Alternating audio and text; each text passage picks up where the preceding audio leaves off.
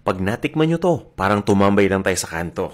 'Di ba? Dahil yan ang Kanto Style Beef Pares at Garlic Fried Rice. Tara, umpisa na natin to. Nagpainit lang ako ng mantika at una kong ginigisa itong litid ng baka. Pag sinabi kasing Kanto Style Pares, yung litid makikita ninyo lumulutang yan sa sabaw. Hindi ko sinasabi na healthy itong recipe na to pero makakasigurado kayo ng masarap ito at syempre malinis.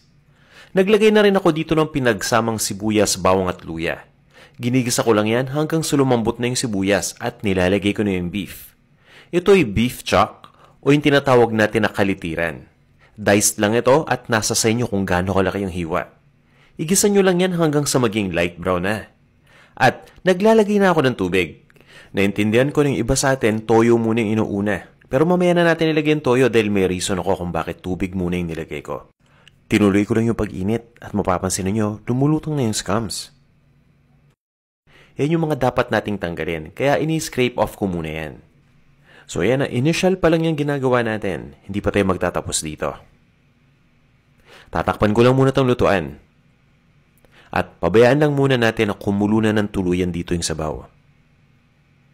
And at this point, kumukulo na, tanggalin natin yung takip. Papakita ko sa inyo. Ayan di ba? Mas marami ng scums na lumulutang. Tinanggal ko lang lahat yan at eto na yon. Ngayon at least mas kampante na tayo, di ba? Ituloy lang natin ang pagluto. Maglalagay na ako dito ng star anise at ng Knorr beef cube.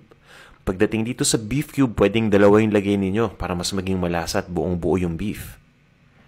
Kailangan lang natin itong lutuin gamit ng low heat hanggang sa tuloy ng maging malambot yung baka. At gawin muna natin itong ating garlic fried rice habang nag-aantay. Nagpainit lang ako ng mantika, ipapabrown ko lang itong bawang. At once na mag-brown na, ilalagay ko na yung kaning lamig. Ito yung leftover rice natin. Haluin lang nating mabuti at inaasinan ko lang ito. Madali lang magluto nitong garlic fried rice at simpleng-simple. Pagkalagay ng asin, ituloy natin ulit ang pagsangag dito ng mga 2 minutes at ready na to. Doon nga pala sa mga nagtatanong ng recipe guys, bisita lang kayo sa panlasangpinoy.com at isearch nyo lang ang beef pares. Ito importante dapat ninyong tandaan na itong star anise, tinatanggal natin bago natin iserve itong beef pares. Dahil pag nakagat ninyo yan, sobrang lasa kasi niyan Ito naman yung soy sauce. So ngayon ko pa lang yan ilalagay. Soy sauce ang ginagamit natin sa pares hindi patis. So tatandaan nyo yan. Pagkalagay ng soy sauce, hahaluin lang natin mabuti. At titimplahan ko na. Yan yung onion powder. Ito naman yung garlic powder. Maglalagay din ako ng ground black pepper, ng brown sugar.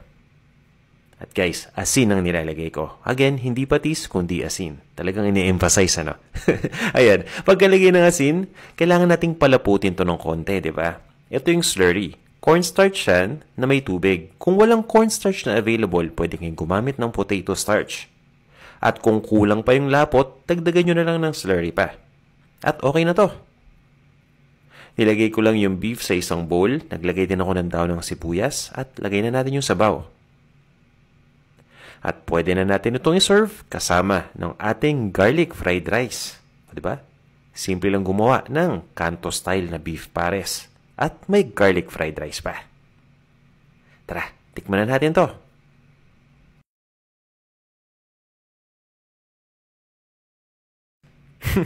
Pasensya na, napa-English bigla sa sobrang sarap O tara na, kain na tayo.